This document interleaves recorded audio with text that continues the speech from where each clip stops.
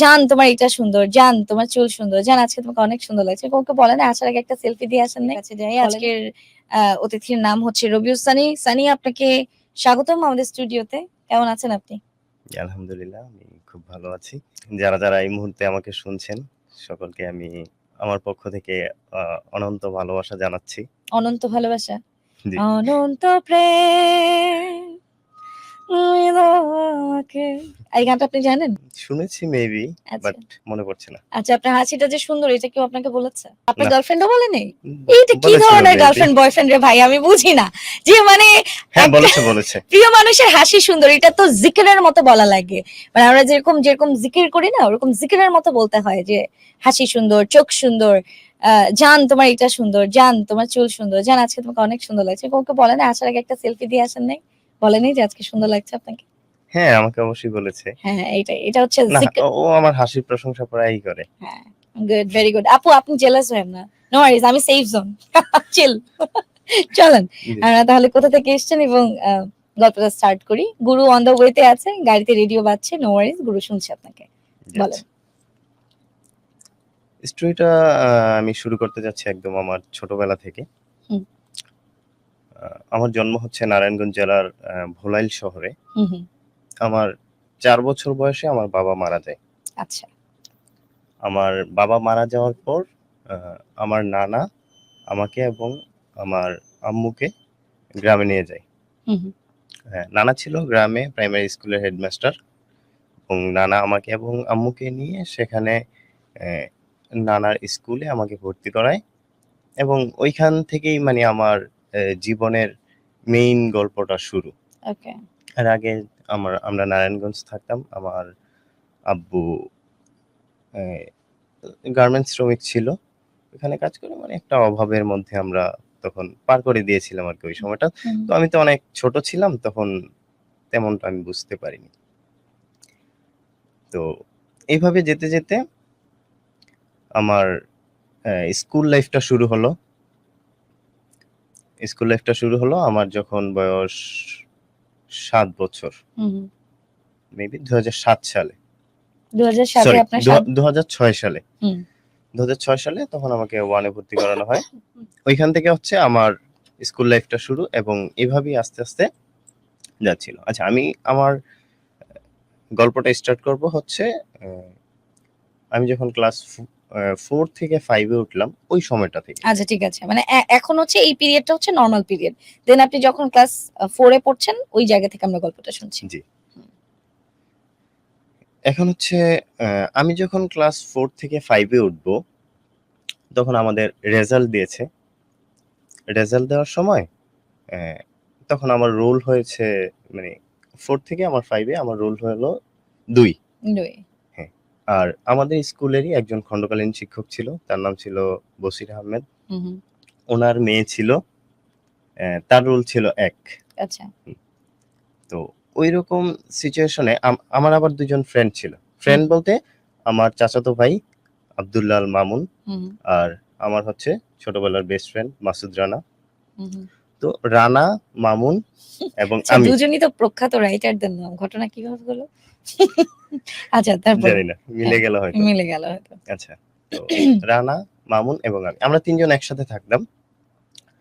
তো একটা বিষয় হচ্ছে কি তখন আবার এই যে প্রেম, ভালোবাসা এসব বিষয়গুলো কিন্তু আমরা অতটা ক্যাচ করতে পারি না। হুম, হুম, হুম, হুম। বয়স অনেক ছোট, হুম, হুম। বাচ্চা মানুষ। বাট এইখানে হচ্ছে কি আমাদের গ্রামে তখন নতুন বিদ্যুৎ এসেছিল। হুম, হুম। বিদ্যুতের সংযোগ হয়েছে। হুম, বিদ্যুৎ আসার পরে সাদা কালো টিভিতে আমরা হুম, শুধু বিটিভি চ্যানেল চলতো। হুম, ওই বিটিভি চ্যানেলের ভিতরে প্রতি বৃহস্পতি, শুক্র এবং শনিবার বাংলা মুভি দিত। হুম, তো ওই মুভিগুলোর আমরা সবাই আবার ফ্যান ছিলাম। হুম, তো ওই মুভি দেখলে তো ওইখানে প্রেম ভালোবাসা অনেক কিছুই থাকে।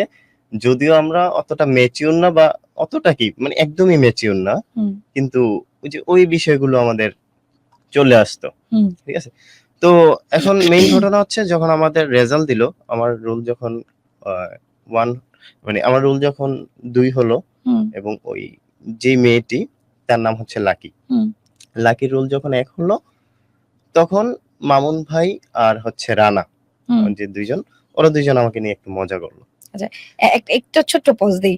এই যে মামানুল্লাহ লিখেছেন, আপু আপনার শার্ট আপনার শার্টটা একটু বড় হয়ে গেছে। আমার শার্টটা আসলে বড় হয়ে যায় নাই।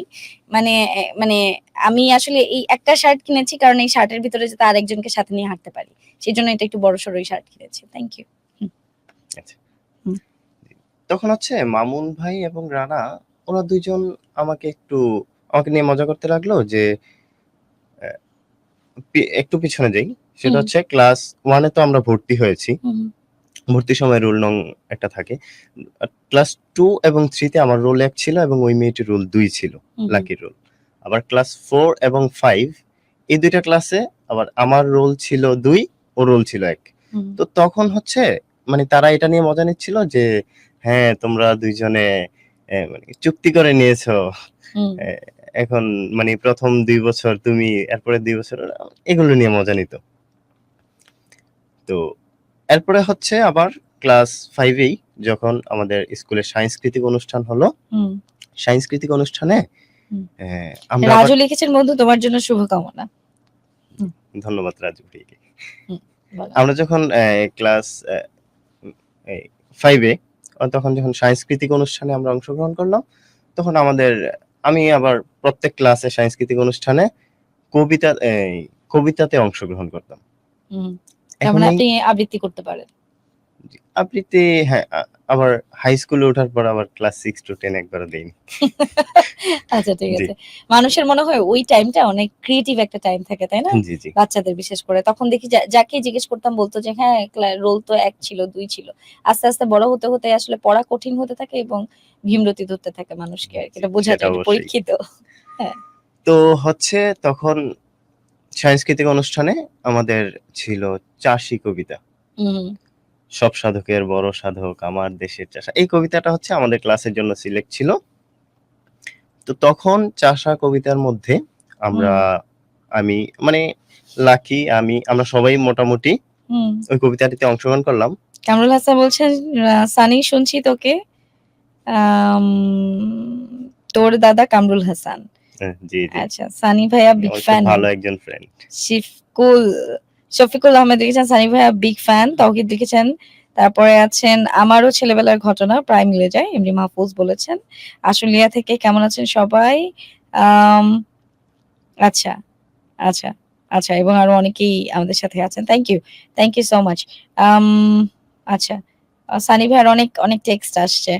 রিয়াজুল ইসলাম লিখেছেন, আপু আপনার বিগ ফ্যান। Thank you. কি সব বলেন এইসব? উত্তম কুমার লিখেছেন, ছোটবেলার প্রেমের কথা মনে পড়ে যায়। হ্যাঁ, তারপর? তারপর হচ্ছে যখন আমাদের সাংস্কৃতিক অনুষ্ঠান শুরু হলো, ওইখানে যত যতজন প্রতিযোগী ছিল সবাই নরমালি হুম, মানে ওরকম কোনো ড্রেস আপ নিয়ে ওই কবিতা বলতে আসেনি। কিন্তু আমার চাষা কবিতা তো, তখন ওই যেমন খুশি তেমন সাজো ওরকম একটা ব্যাপার ছিল আমাদের কবিতা আবৃত্তির সময়। তো সেখানে আমার ড্রেস আপ ছিল একটা লুঙ্গি, হুম। প্লাস হচ্ছে একটা মানে টি-শার্ট, একদম সাদা চাষা একটা সাদা লুক টি-শার্ট, নিয়েছেন। মাথায় একটা গামছা বাঁধা এবং হাতে কাঁচি। হুম, হুম? হুম, হুম, হুম। আর ওইদিকে হচ্ছে লাকির লুকটা ছিল ও একটা শাড়ি পরেছে। হুম, শাড়ি পরেছে, খালি পা, একটা ভাতের বাটি। হুম। চাষাদের জন্য যেরকম নিয়ে যায় ওইটা মাথায় করে নিয়ে আসছে। এভাবে স্টেজে উঠে তারপর কবিতা আবৃত্তি করল।